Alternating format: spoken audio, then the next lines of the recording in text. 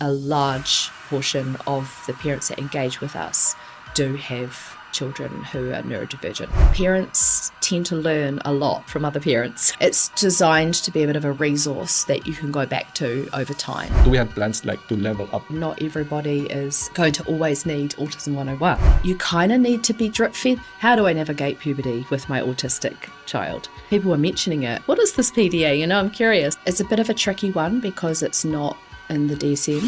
It's not technically always recognised as an actual condition. It just seemed like another totally different ball game. And you can see on the Zoom screen, yep, everyone's nodding. Someone will say something, everyone's nodding. I can't believe somebody's written a whole lot of information about my son. Very, very gifted, very amazing at things like memory and different tasks and logic and all that sort of stuff. Knowing how hard it was, honestly, some days you were just like, didn't even know how you were going to survive. Don't put too much pressure on yourself to have to know everything. I can tell you about this, and this, but what do you need now? Like, what is going to be the most useful to you? And so just having someone to talk to on the phone for however long, 20 minutes, 30 minutes, sometimes that's all they need. If you're just reasonable, I think people are willing to listen.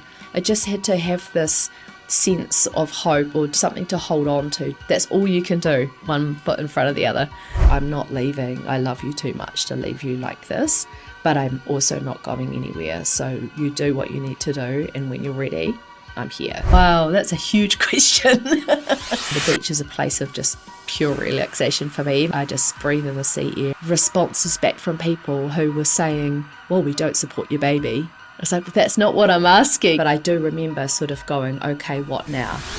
I just want my life to be normal. Hey, before we jump in, I've got a quick favor to ask. If you're enjoying the show, please hit that follow or subscribe button.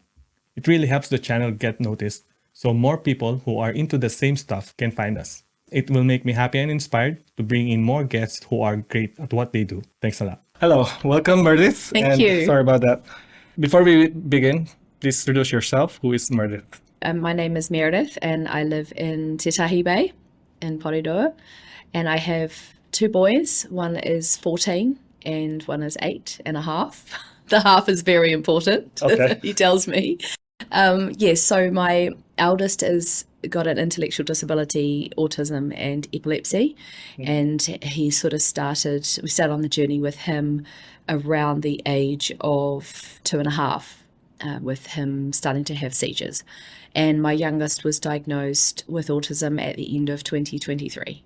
So yeah, that's been a relatively new journey for us, but yeah, in the swing of things, we kind of had already kickstarted that about a decade ago. Can you tell me about your background in terms of parent-to-parent support? What is parent-to-parent? So Parent-to-Parent is an organisation that was formed around 40 years ago, and really just formed by a group of parents wanting to support other parents with children with disabilities.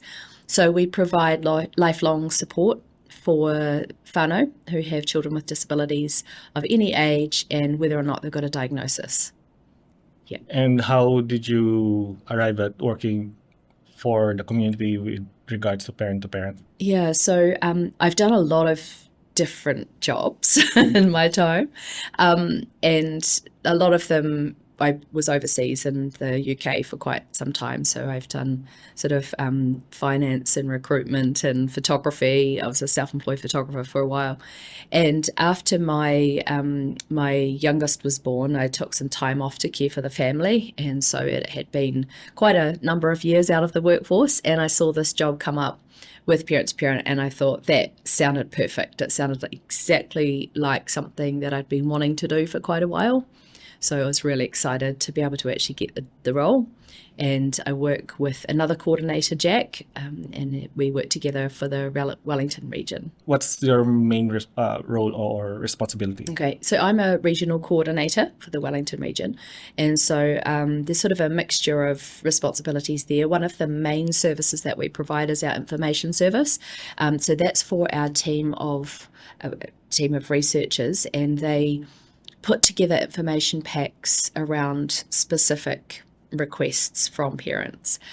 So those inquiries come into us first, and so I'll pick up the phone and talk to the parent and find out what's going on and sort of see if I can get to the bottom of what they're after, and then we pass that on to the teams for them to put the research together and send them the information. So that's probably like the biggest part of my role.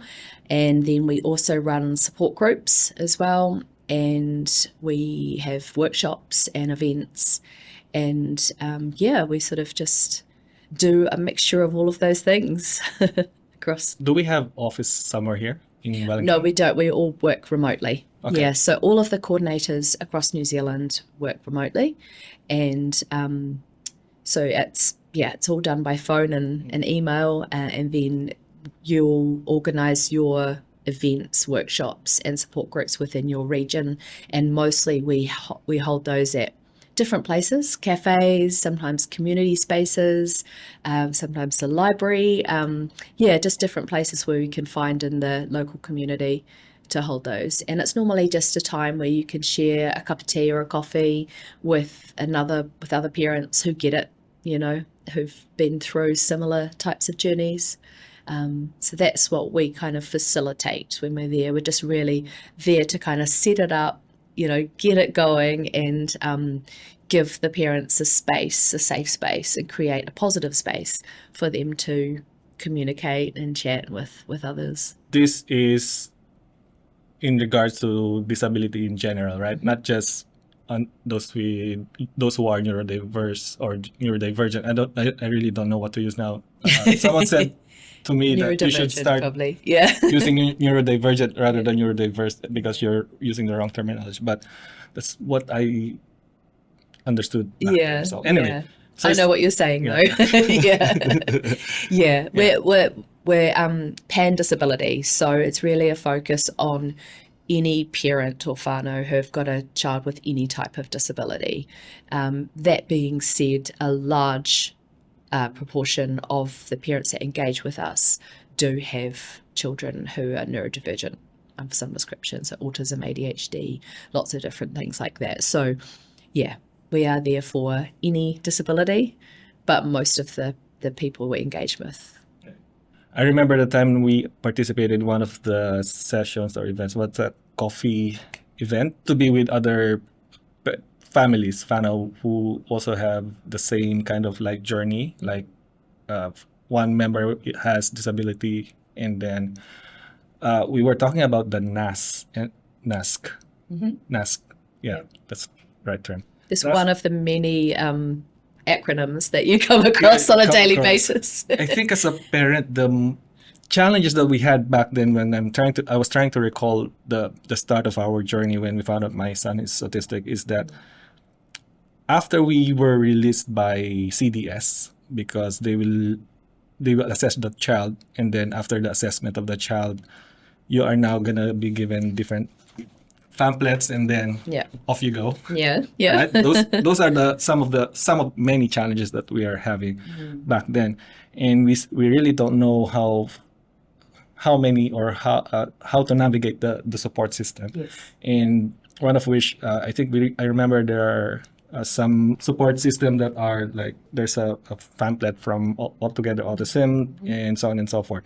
I think if I will summarize what I'm trying to say is that how can a new parent navigate the whole system with less confusion and with a standard approach? I know this is a difficult question, but most parents will probably say that we don't know where to go at first. Yeah. We did the research our own, which is kind of great because parents will now start to like do their own thing, because it's at the end of the day, the parents will need to support the family, the kids and stuff. That's right. Yeah. And parents will need to take the initiative to learn about autism or ADHD or whatever that would be. Is there a way that we can have a kind of like a standard way of like navigating it, learning about the different support system that we have in our community?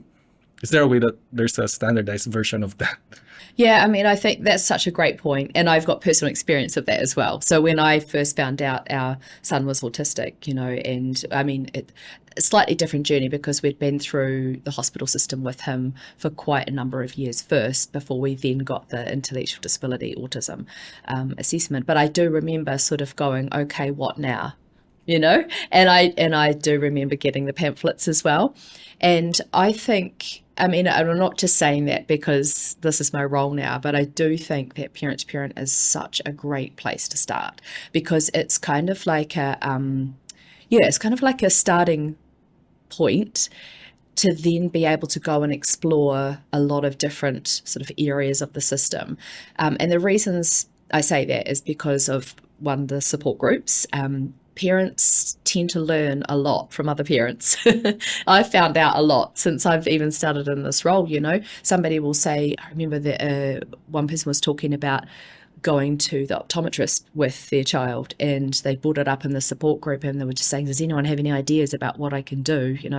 And everyone had something to suggest, down to some things that would perhaps maybe seem really simple, but if you don't know, you don't know. So I think that's one of the really great reasons for that.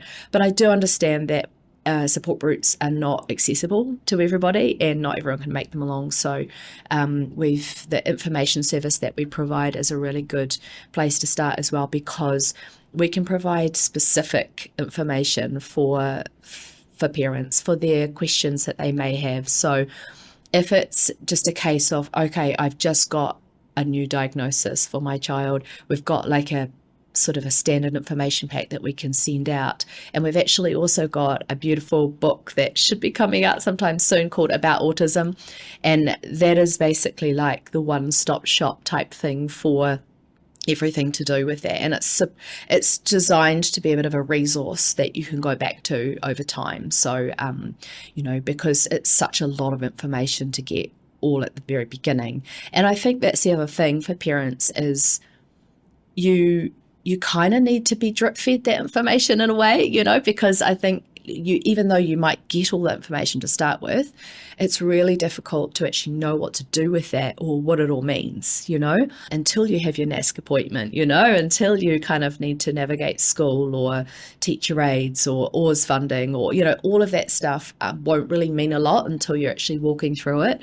So I think to have someone like a parent-to-parent support to actually be able to journey along with them, and because needs change all the time, questions change all the time. You might learn something, but then you need to know something else. So, I don't know if there is an answer to a system-wide approach. It would be very difficult to pinpoint exactly what every parent needs at every stage of the journey, So I think that's why different organisations that do support and provide support for parents are really good to tap into to start with. I wish I had that when I started, because would have been very valuable. Yeah. You mentioned about trainings and workshop. Yes. I remember when we were released by CES, and then we were given the pamphlets, and then after that we were recommended with participating in some of the trainings like Autism 101, other other autism related trainings. Yeah. Or training, other autistic related or autism related training. Now the question I have is, what would be the next step after that? I mean, do we have a plan or plans to level up the training for parents? Like for us, Autism 101 is great. So we have the foundation, like Autism 101, we understand. Now we're learning within the journey, with our journey, we're learning with our kids, our autistic son, we're learning more about it. Now we're implementing some of the strategies we've learned. Now the child is growing up, and basically the needs will be different now. And let's say if you have a female autistic child, there will be puberty, and parent will need to be equipped with a new strategy to address the challenges or changes. Is there a way for us, or do we have plans like to level up? I might be using the wrong term. Is there a plan to have like an intermediate training or workshop for parents? Well, that's a really good point, because like you say, not everybody is going to always need Autism 101, you know? So, and I know there are a lot of different courses and things that you can do out there in different organisations that kind of go through progression. And we've got some resources on our website for the different stages.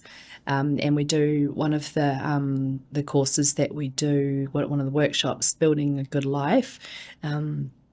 That is sort of, you know, there's a mixture of material in there, and some of it is aimed towards, you know, what to do transitioning out of school. I think as far as parent to parent, is that what you're sort of asking? Like what do we have available for that at the moment? Yes. Yeah, there are some probably mostly resources on our website, some articles, some videos and things like that, that can help with some of those trickier questions and navigating the in-between stages. But otherwise, our research team can also provide information specific to those stages as well. So it's not just like you can only use them once and you can't go back again. You know, you can keep coming back for different questions. And so it could be a simple question like, how do I navigate puberty with my autistic child?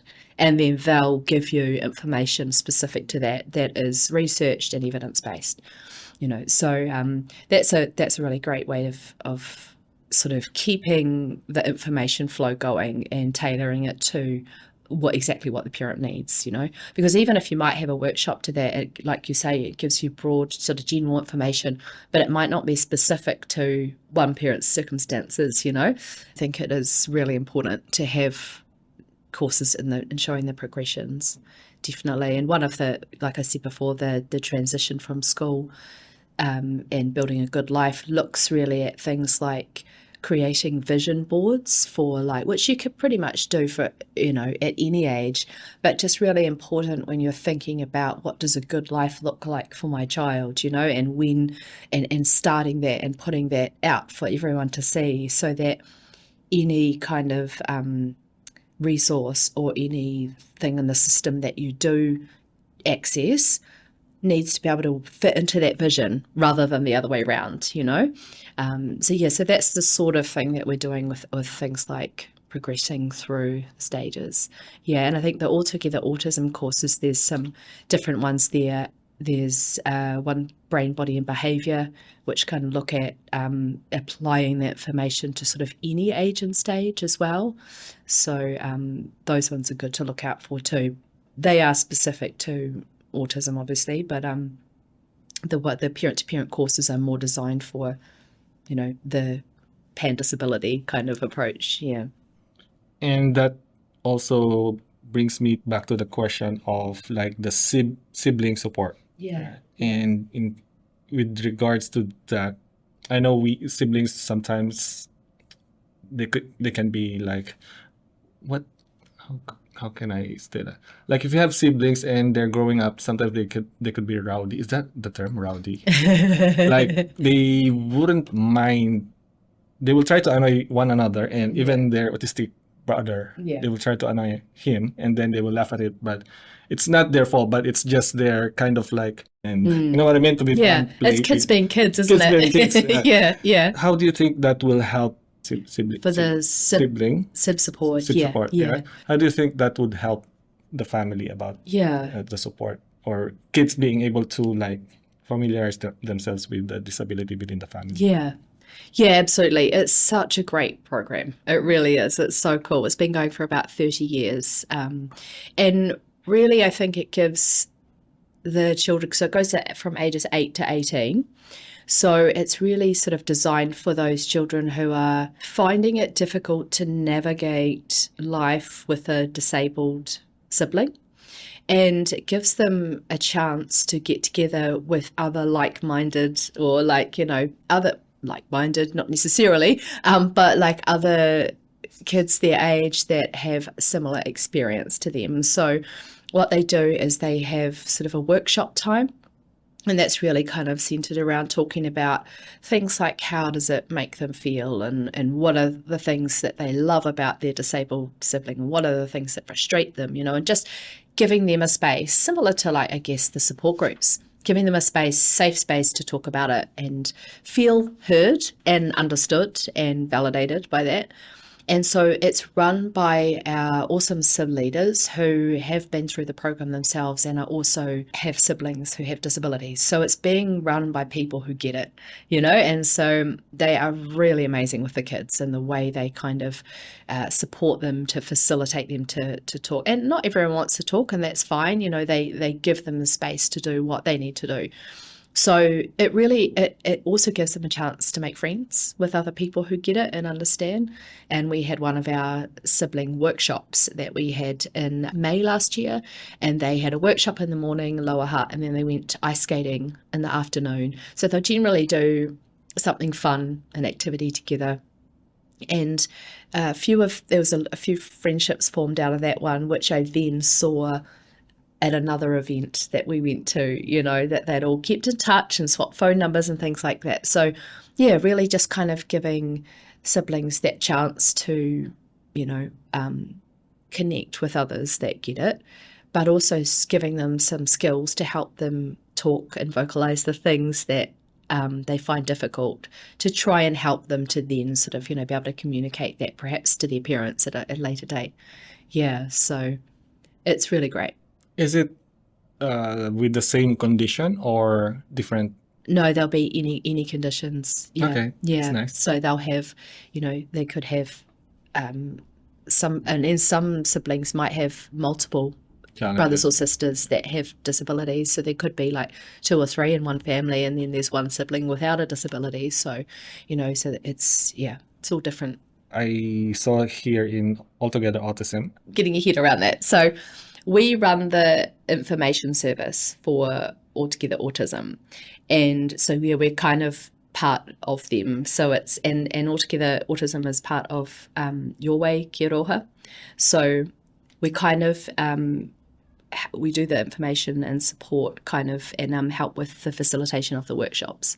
So any of the kind of material that they're writing, for the workshops or anything like that is done by the team at Altogether Autism, and then we sort of help facilitate the other side of it. Yeah. So the information and support service that we run through Parent to Parent, that's exactly the same for an Altogether Autism. It's just another avenue for people to contact, especially if they're looking for specific autism information, rather than just a general disability.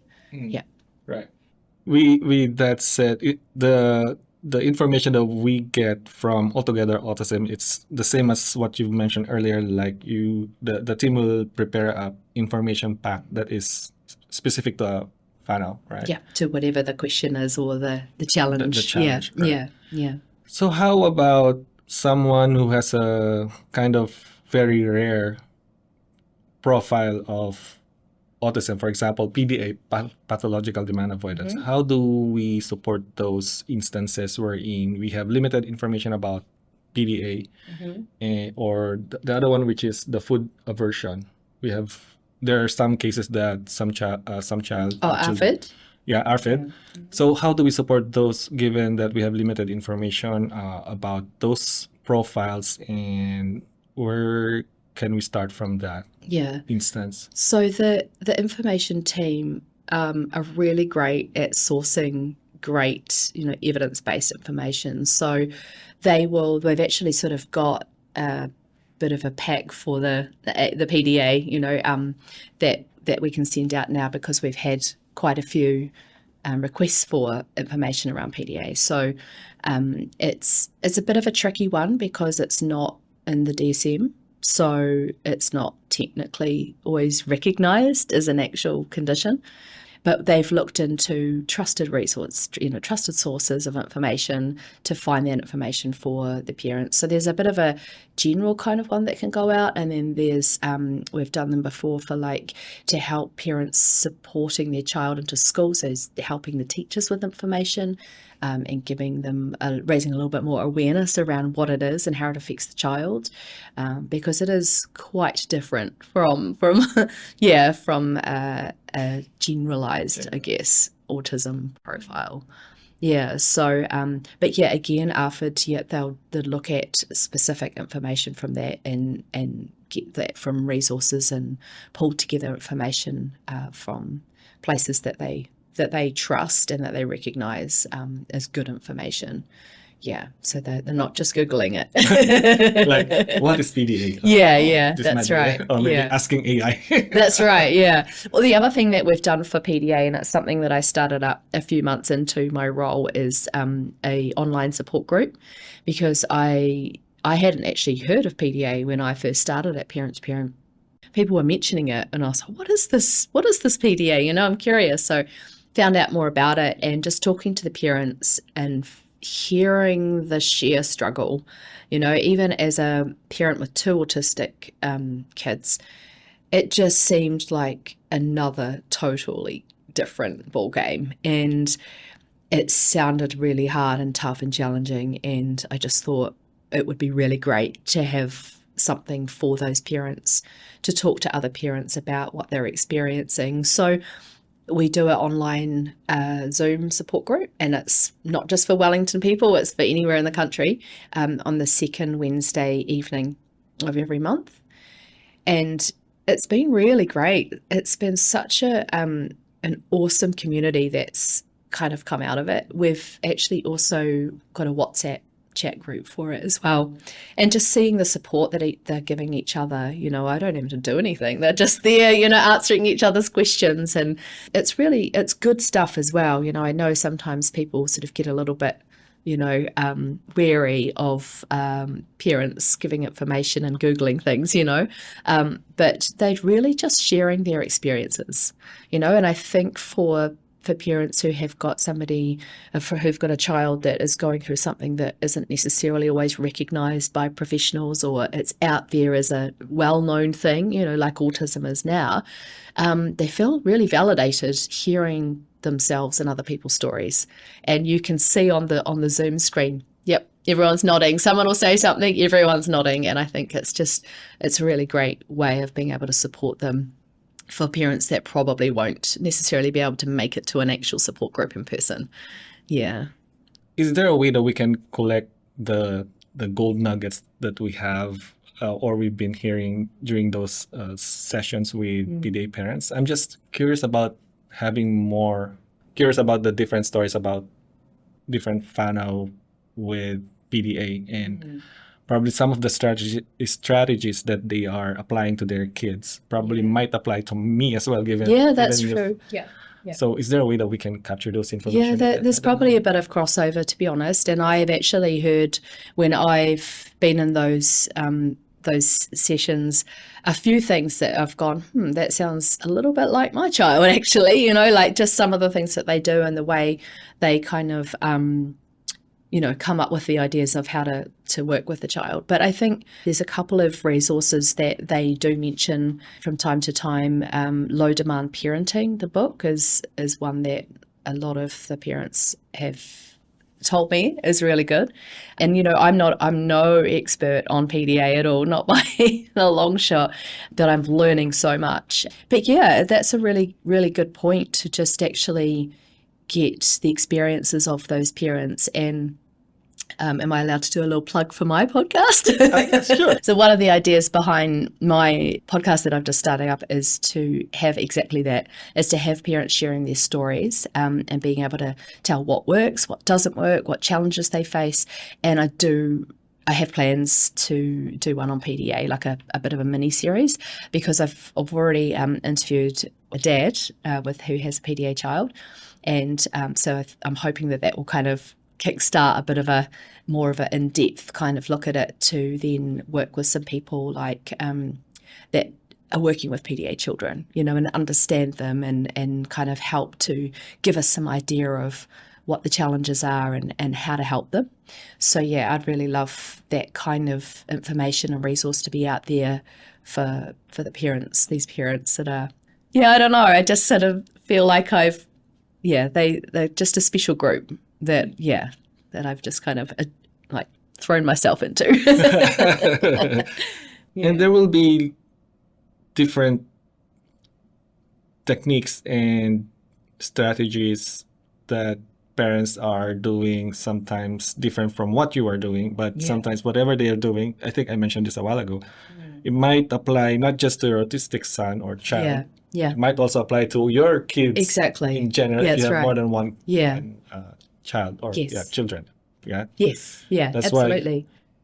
I'm so keen to like even just listening to other parents doing podcasts and hearing their stories, even if sometimes what they're doing is different to what I'm doing, because we have different challenges and different instances, and then they will bring up low demand parenting. Yeah.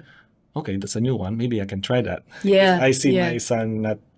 I mean, sometimes I did mention this in one of my episode where my eldest, I feel like he is autistic, but he's not diagnosed or assessed because I don't think he needs that diagnosis. Where he kind of like was able to learn about navigating the school by himself and stuff like that. Yeah. So I feel like he has that one, the PDA as well, but it's kind of like, am I allowed to do mild PDA? Yeah, because my wife said like, if you have you're autistic, you're autistic. Yeah. Either you're autistic or you're not. There's no such Yeah. thing as mild. A little bit. Little bit. It's kind of like very tricky situation, especially those children who has high needs. Yes. Or who have high needs, right? They're still autistic, but they have other challenges. Yeah. Experiencing that. Well, that's why it's a spectrum, isn't it? You Yeah, know? so Yeah, because I remember with my son before his autism diagnosis, I was looking into something called twice exceptional, and that described him right down to the ground. And I was like, I can't believe somebody's written a whole lot of information about, my son. And so the idea behind that is that they, if you've got a bell curve, the child will be at both ends, like, in terms of emotional regulation and emotional connection and maturity. They'll be sort of at one end, not average, not in the middle, kind of like, won't score that high on that test. And then at the other end, in terms of like just, intelligence or academic ability and things like that, they'll be right up there. So they're very, very gifted and very, very amazing at things like memory and different tasks and logic and all that sort of stuff. So yeah, it's really, that's where a lot of kids on the spectrum struggle, is because they are really, really bright, some of them, really, really, really clever. But the emotional side of things and the ability to regulate themselves, especially in somewhere like a classroom, they find it really, really difficult. So yeah, I think there's absolute merit in finding, information out from parents, no matter what their diagnosis is, because I find with our support groups, I always learn something every single time, and just everyone's experiences are so completely different, and it's so worth finding out, these little nuggets. And it could just be one thing that someone says that completely flips your perspective on its head, and you just never know when that's going to happen. So you just need to pay attention. Yeah, Stories, always listen. That's the motto. Yeah. And another thing that has struck me as well with different parents who are kind of like trying to address the challenges in life is that they have this wisdom in them that I think it just needs to be shared out there. Yeah, that's right. And it's not always like you will hear stories of, let's say, a PDA who was struggling and then now is succeeding, just an example. It's not always you will hear those stories in media because, and sometimes it's just within this room. Unless someone publish it online, that's the only time that you can hear about it and what they've done and success, challenges, and so on and so forth. And I think we as parents, as those who are still starting, who are just still trying to navigate or starting to navigate the whole system, having those information available at their disposal it'll cut down the amount of time it takes them to get that information that they need. So at least they can start focusing more on That's right. on supporting their kids. Because like we were saying before, you don't always know what information you need, and then when you get it, it's like, oh, maybe I'm just too tired to actually read through this tonight. I just want to go to sleep instead. So sometimes, and I know for me especially, that the reason why I was sort of looking at making the podcast is listening to people talk is so much easier sometimes. You can do that while you're doing other things or driving in the car or whatever. So it kind of, I find getting information that way a lot easier. So it'd be good if we had some audiobooks on parents' experiences with autism and different disabilities. Yeah. Which reminds me, one of my friend who's got a kid who has autism, you probably know him. When I released one episode, he messaged me like, I released it today, and then he messaged me a couple of weeks after that. I just finished listening to your podcast. Oh, right. Yeah. And that instance, I realized like, same kind of approach wherein for me, I will need to find some time just to listen for a podcast. Yeah. Not just to listen to a podcast to learn, but given the amount of time needed from me by my kids and by going to work, you have to go to work, you have to go look after your kids. Given the amount of time, you only have just limited time. So I just realized, oh yeah, at least it's there. It's not gonna go. Yeah. Unless maybe those big platforms like Spotify or Apple will shut down. That's the only time that your content will go, or unless I specifically remove those content. Yeah. That's the only time. But I think it's just a reminder for parents not to be like pressured in terms of learning new things through a podcast. I mean, if that's their thing, then they can continue it. They don't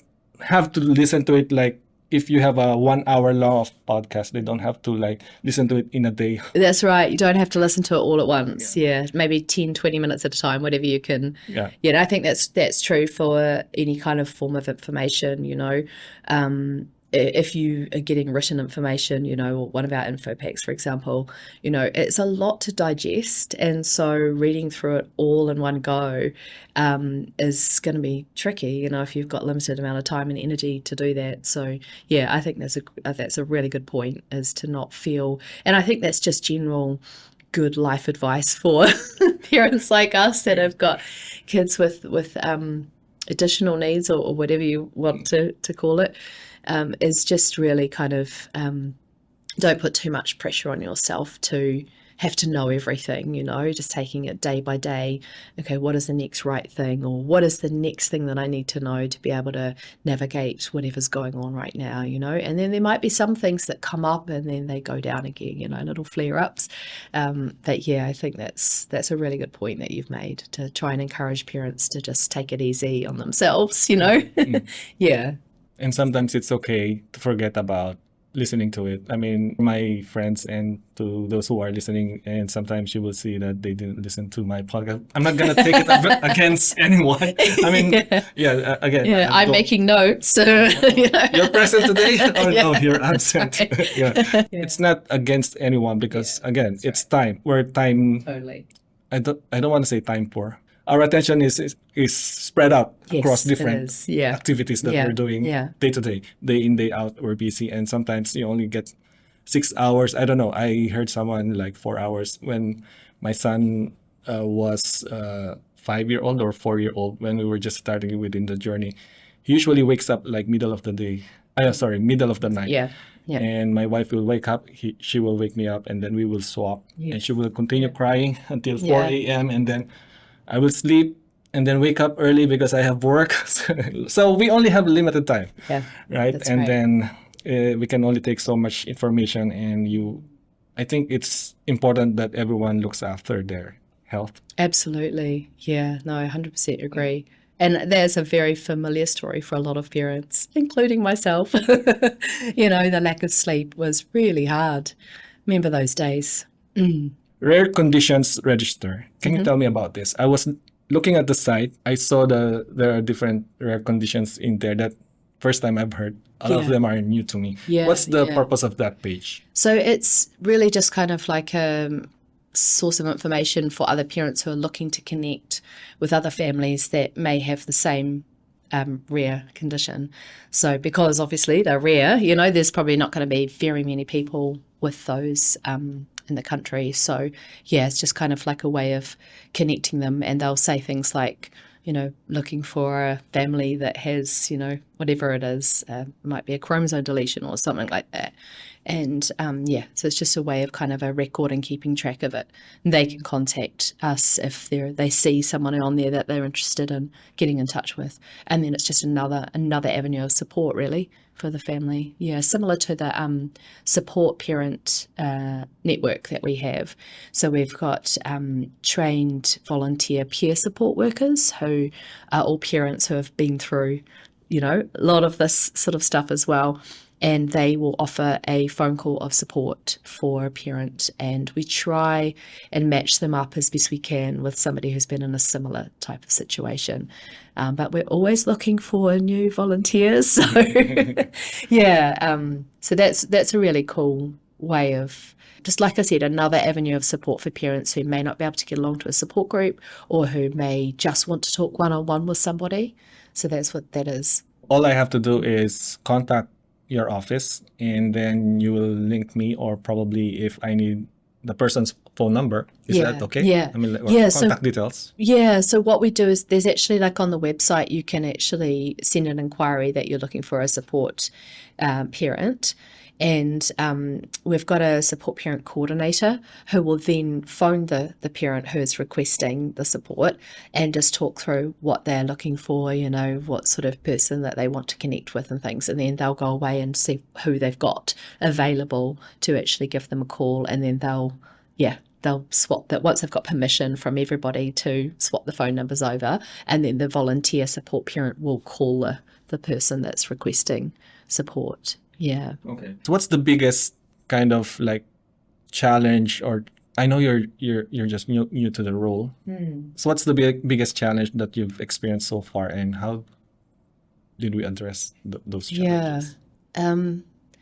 That is a good question, actually. But I think one of the biggest challenges for me is talking to parents who are going through very similar experiences to myself, knowing how hard it was, knowing how honestly some days you were just like didn't even know how you were going to survive, and feeling like, so talking to them, hearing all of this and just wanting to fix everything for them, you know, like in the very initial like weeks and months, I found that very difficult to stop myself from getting to that point, because we're not a crisis service, you know, but a lot of the time people that are calling us in crisis. So, you know, it's just trying to learn ways to navigate what somebody else is going through and, you know, absolutely have empathy for them every single time. You know, I can't help but that, you know, if I've been through, especially because I've been through it myself,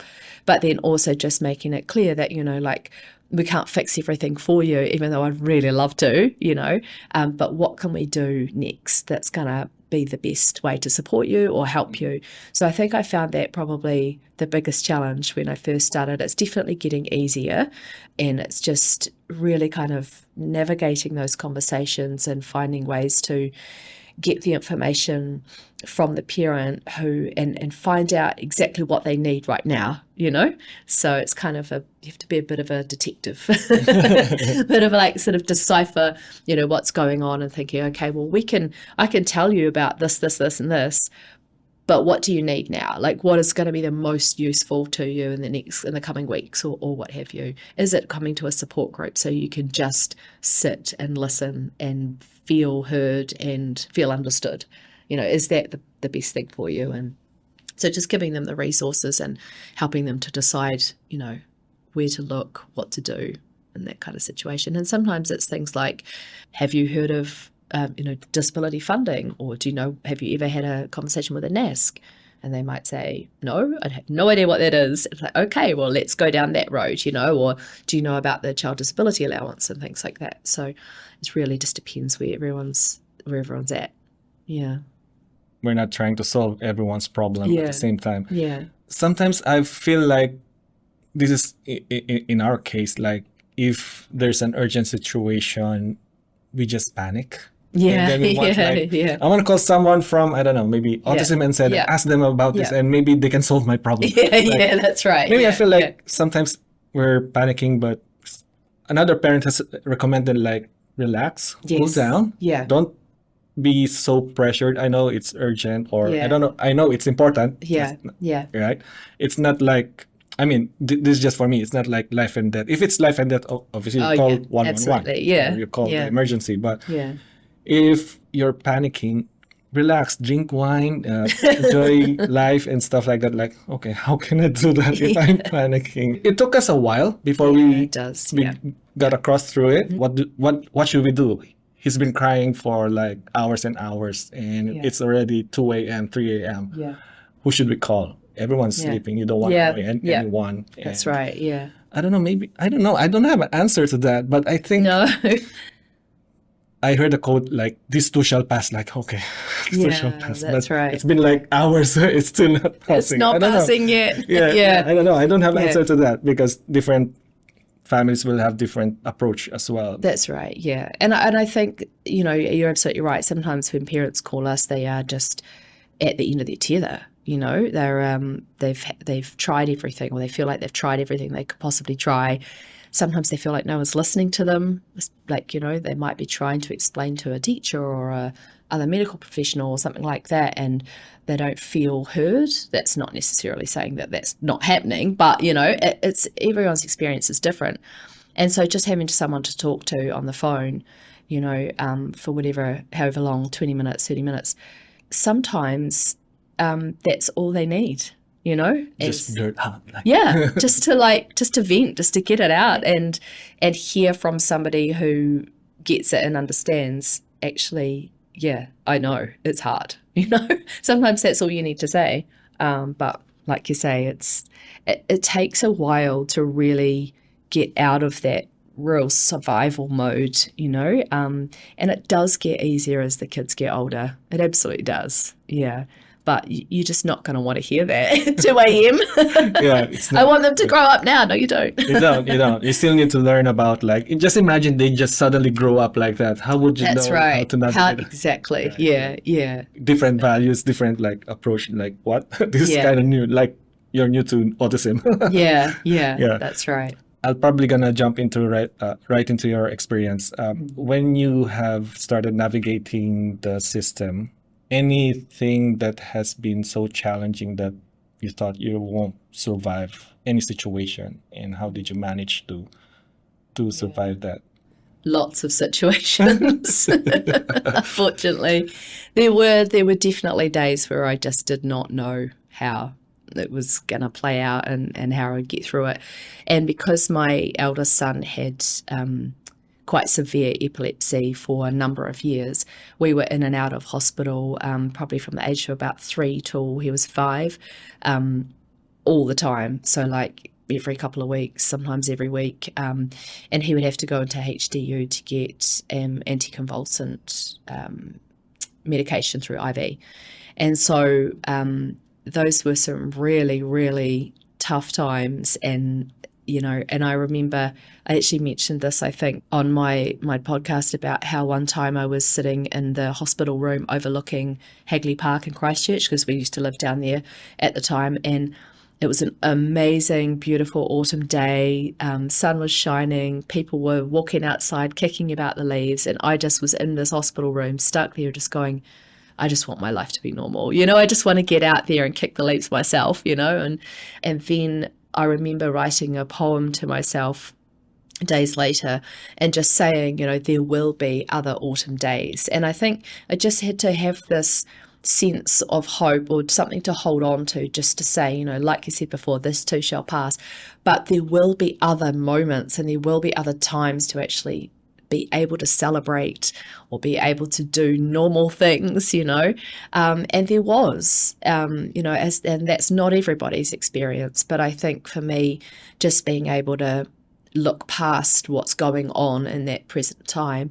So yeah, in terms of actually navigating the system and things like that, I don't want to go into too much detail, but there was one time where I had a really, really tough time with a funding person. Oh, funding! You don't want. I have so many stories about NASC may have met a NASC, and that was really, really, really tricky and really difficult.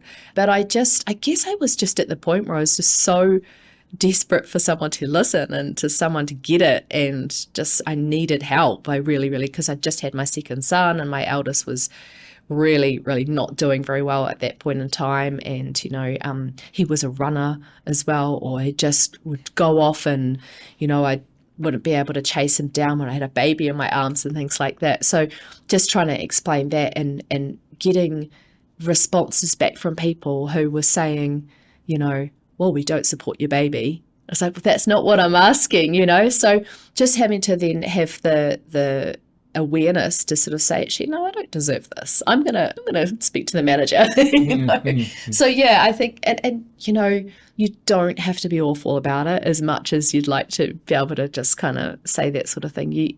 If you're just reasonable, I think people are willing to listen. And one thing that I've always kind of thought is, you know, you knock on a door, if somebody doesn't hear you or doesn't listen, knock on another one until someone does, because unfortunately that is the way it works at the moment. I don't know. Sometimes I feel like it's getting better, but maybe that's just because I'm used to it. I don't know. It's like you no longer have that differentiator, like this is better, or yeah, that's right. This is Yeah. just normal. I don't want to use the word normal, but no, this that's is my right. normal Yeah, life. it is. It's my normal now. It's just what I do. It's just like, you know, and I think if anyone's kind of outside looking in, they're just going, I don't understand how this works. You know, like how do you do this and live? But like you say, you know, with watching a kid grow up and watching all the stages they go through, you go through stages yourself as a parent. And so you're always learning and always adapting, always finding easier ways to do things, finding which battles to pick, you know, and which ones to you know, to go for. So it's a similar type of thing. It's growing. And I guess as long as you're going in that right direction, then that's all you can do sometimes, hey, put one foot in front of the other. Yeah. As cliche and as simple as that sounds. Sometimes it's just being patient. Like, Yeah. I remember my wife sometimes, just the two of us, looking back sometimes, like how far we've grown in Yes. terms of our patience. It has expanded. Like Oh, before, yeah. it's like Yeah. this. Now Yeah. you don't have a choice. You need Yeah, to that's expand right. it. Otherwise, Yeah. you're not gonna last a day.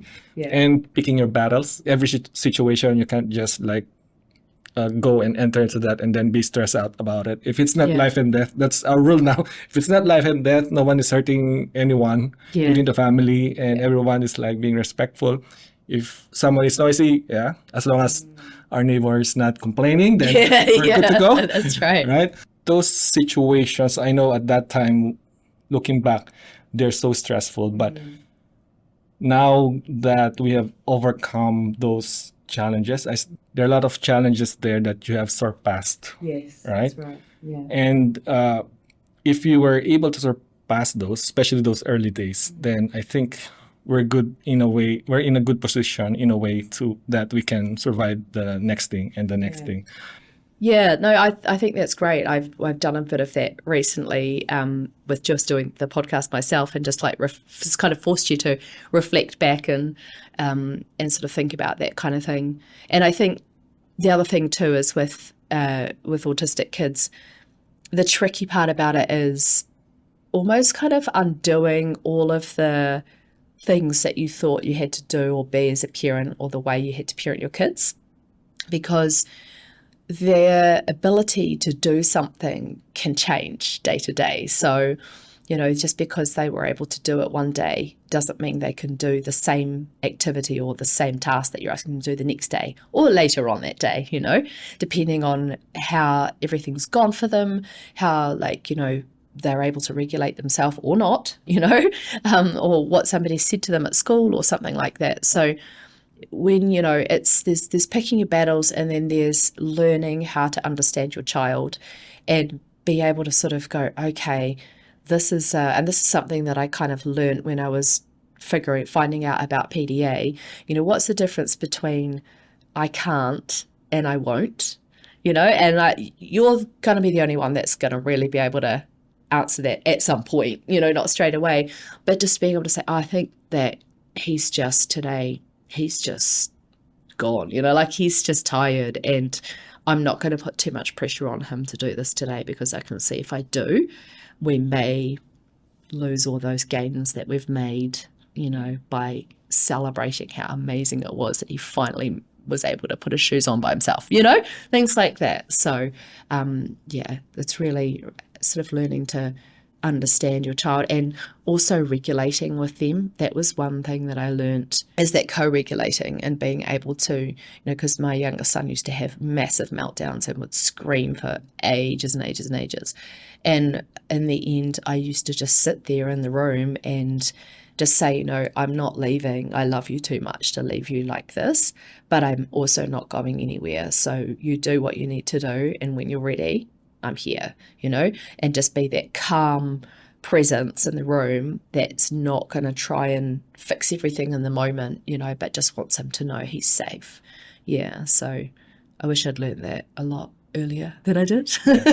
We've heard about that strategy back when we were doing the Autism 101. I remember Patricia, and she was teaching us the way to handle those instances like meltdowns and stuff. Like she was telling us that there's no way you can calm down a person or an autistic child who is having a meltdown. You have to wait for the child to settle down by himself, herself.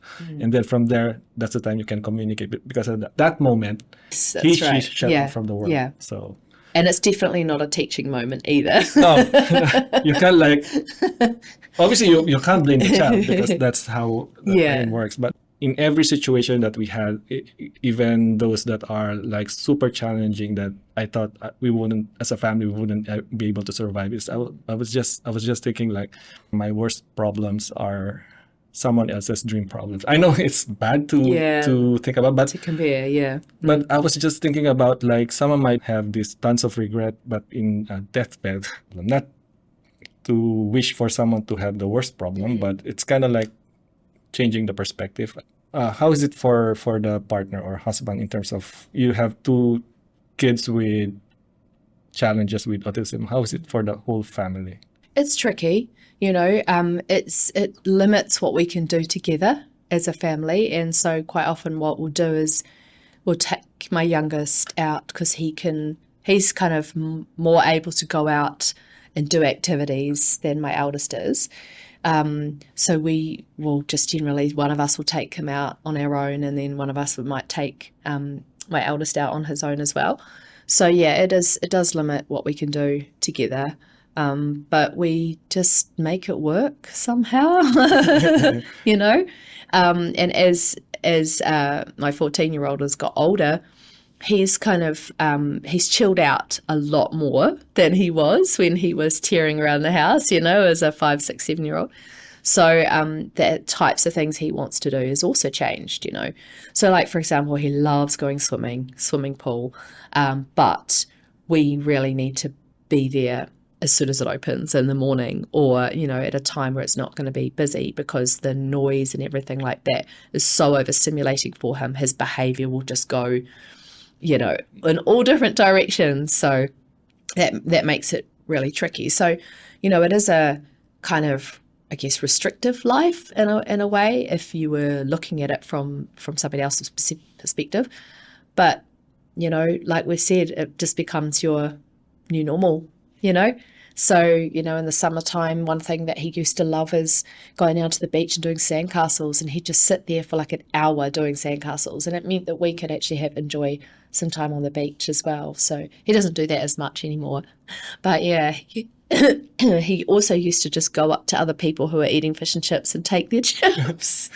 Oh, sounds familiar. So, I think that the social interaction side of things and being out in the community, I personally find very difficult, because I'm a social person and I love to get out and about, and I'm active, and I, love to do things. So not being able to take him out to places, like sometimes we'll go to a cafe, and that can be really tricky if it's really loud and noisy. He's grabbed the hand of a waitress before who's carrying cups of coffee, and they'll spill on the floor.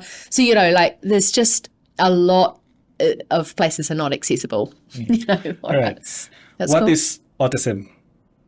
What is autism? Wow, that's a huge question.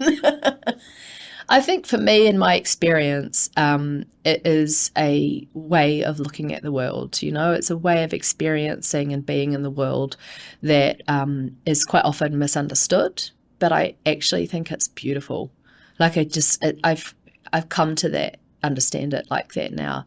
And when I meet other autistic children, I just, I feel like, you can connect with them in a way that's different from everybody else. And I just think I think that in your own time and space is absolutely sums it up perfectly, because both of my children are definitely that way. So, yeah. Okay. One last question. How do you look after yourself as a parent? Yeah, that's tough. It's not always easy to find time for that. But for me, I go to the gym.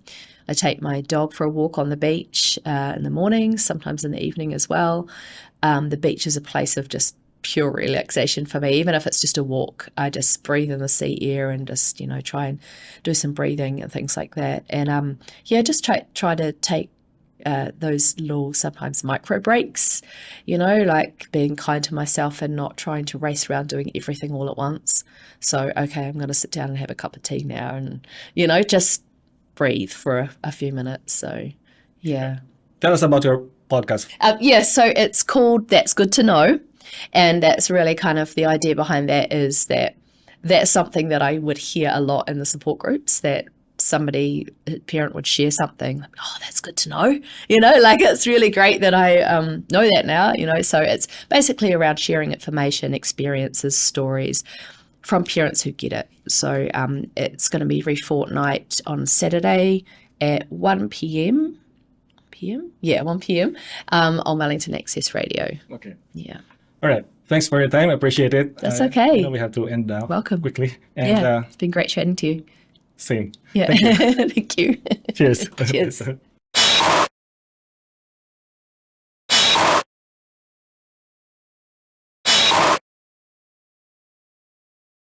Will you be able to introduce yourself, please? Sure. So I'm... I didn't say. I forgot my mind. Oh, yeah. Okay. Part 2. Part 2. Part 2. And action. Takiwātanga. The library will be closing in 30 minutes at 7 p.m. Okay. Please ensure you've issued any items you wish to take and have left the library spaces before this time. So funny. We were both like, who's talking to us?